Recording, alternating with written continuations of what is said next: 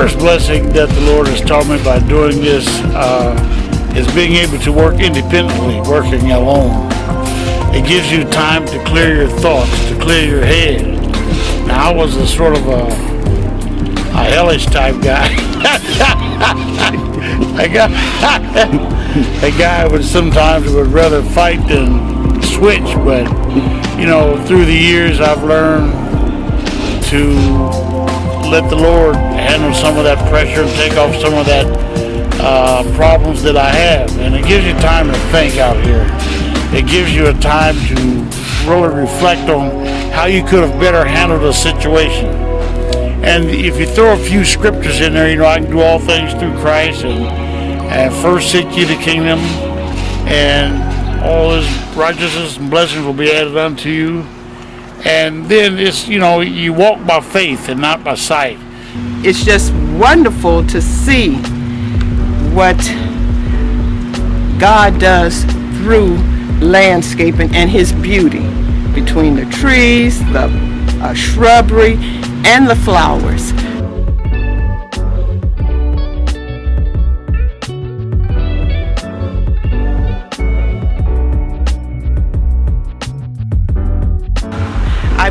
It's beneficial to see how many people just kind of come by our church.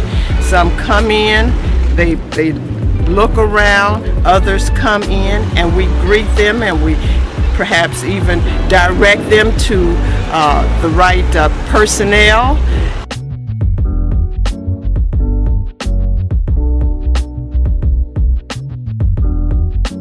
The project is very important. Many of the people who, before they enter the church, they're going to look around to see the grounds.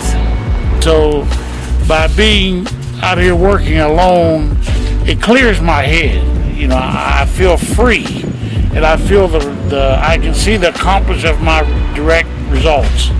So I can see a bush that's starting to take shape, and something that you can be pleased of when you see it in the end.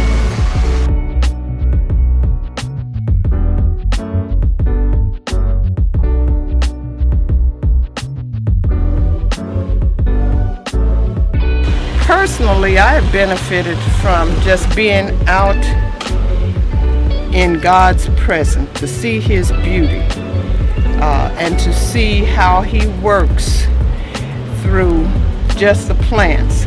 It's amazing, you know, we talk about sin, and we look at these weeds sometimes, how they can creep in among the beautiful things.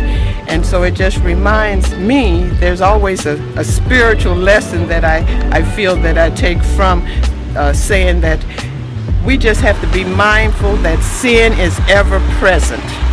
And we have to be on our guard to really try to, as the weeds, take them out while they're young, while they're small, because they grow into larger and more shall I say, unpleasant appearance. And many times I've come burdened, but it's a good time to speak to the Lord.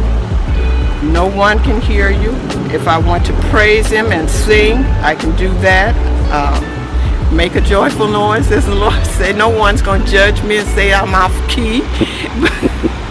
So with that, I honor him by giving of my time and my talents.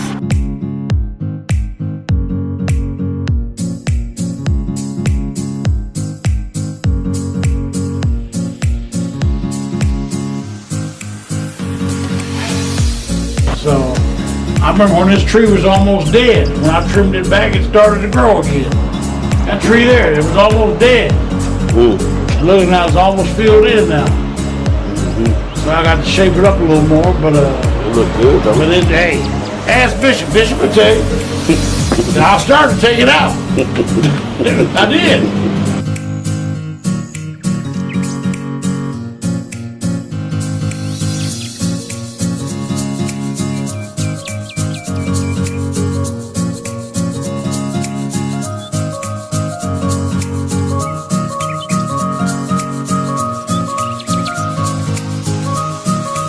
So it's been a blessing. And yes, it's a lot of work. It's a lot of time. But eventually I'd like to be where I can come every other day instead of every day. But it's been very rewarding to me. And people tell me how nice the grounds look. So that's rewarding in itself. But I'm doing it trying to please God, basically. And that's my main flow, because He pleased me. He loved me first.